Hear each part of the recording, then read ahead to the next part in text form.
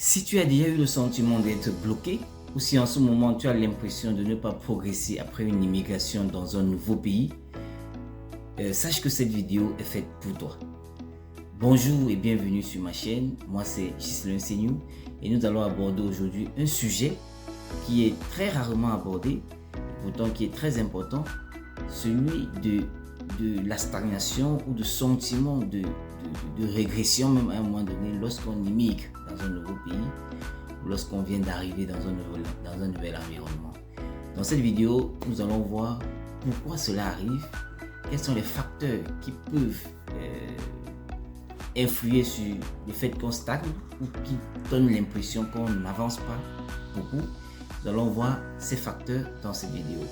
La première des choses qu'il faut comprendre, c'est qu'il y a la peur du changement.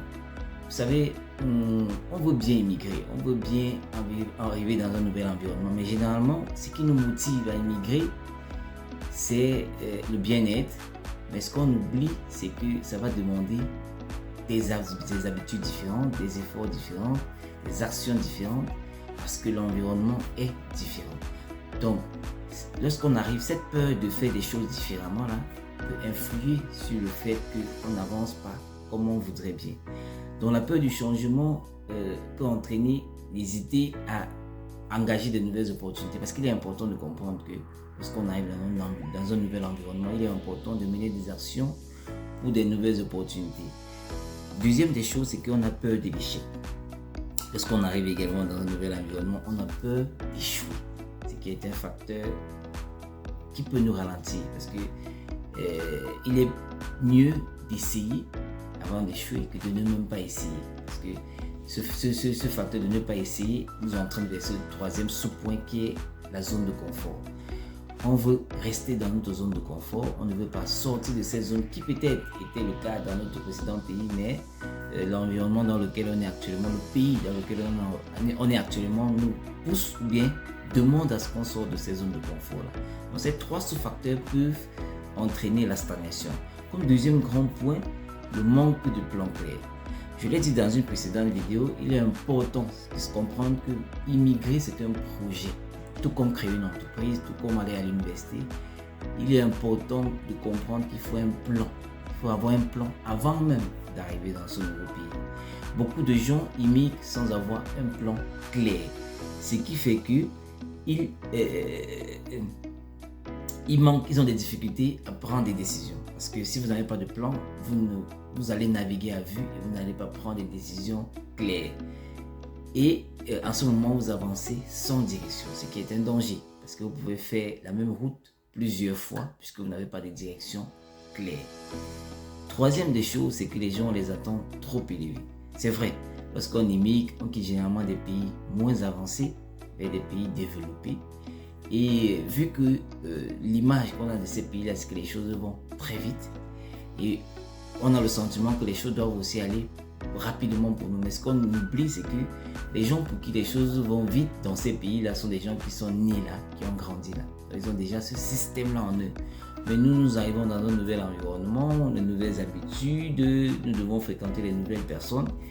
Et forcément, les choses ne pourront pas aller vite comme on le voudrait. Donc les attentes sont trop élevées par rapport à cela. Et pourtant, la réalité est tout autre. Quatrième des choses, le temps d'adaptation. Il est important de comprendre que, je l'ai dit dans cette vidéo même ou dans une précédente, les habitudes, les cultures, les personnes, le fonctionnement est différent dans ce nouveau pays.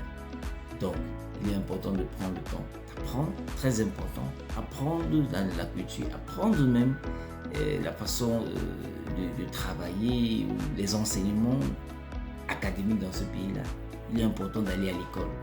Il y a une personne que je suivais souvent qui disait que lorsque vous arrivez dans ce pays, par exemple, je prends l'exemple du Canada ou des États-Unis, je vous invite fortement à aller à l'école, notamment à l'université, parce que bon, on va prendre le cas de ceux qui viennent déjà avec le niveau au moins baccalauréat, ce qui est l'équivalent de high school, diplôme, dans ces deux pays que je viens de citer là. Il est important d'aller à l'université, même si c'est pour faire 1 an, 2 ans, déjà pour prendre leur diplôme Et ça va vous permettre même d'apprendre la culture, d'apprendre tout ce que je viens de vous dire. Le milieu éducatif et académique est très approprié pour cela. Donc, apprendre dans cette université-là va vous aider à normaliser ce processus-là. Ça va vous aider pour la suite de votre carrière, quel que soit ce que vous allez vouloir faire dans ce pays-là, ça sera beaucoup plus facilité après cela.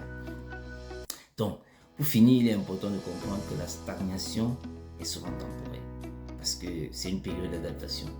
C'est une phase aussi d'apprentissage, raison pour laquelle il faut aller à l'université et on vous encourage véritablement à le faire et à continuer dans cette voie-là.